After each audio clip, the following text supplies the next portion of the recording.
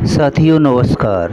प्रश्न उठता है इंद्रियों के विषयों से इंद्रियों को सर्व प्रकार से निग्रहित कर लेना क्या है।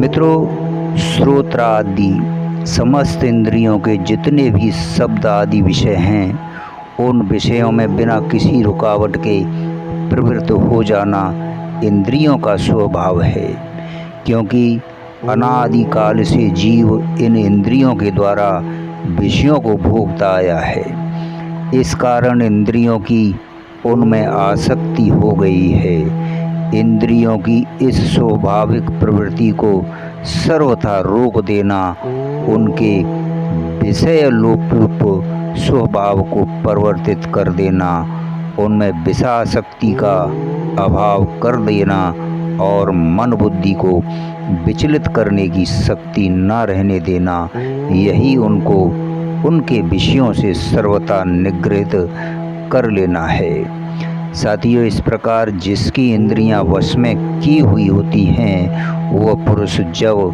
ध्यान काल में इंद्रियों की क्रियाओं का त्याग कर देता है, उस समय उसकी कोई भी इंद्रिय ना तो किसी भी विषय को ग्रहण कर सकती है और ना अपनी सूक्ष्म वृत्तियों द्वारा मन में विक्षेप ही उत्पन्न कर सकती है।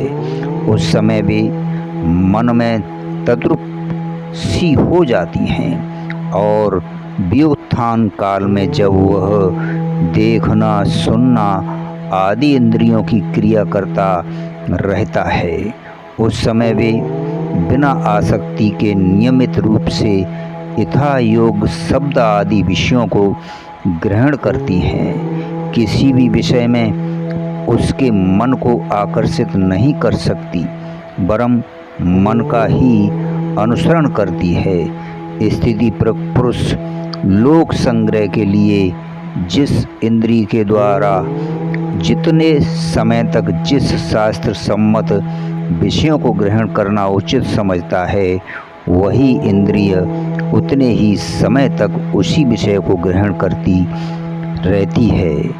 उसके विपरीत कोई भी इंद्रियां किसी भी विषय को ग्रहण नहीं कर सकती। साथियों, इस प्रकार जो इंद्रियों पर पूर्ण आधिपत्य कर लेता है, उसकी स्वतंत्रता को सर्वथा नष्ट करके उनको अपने अनुकूल बना लेना है।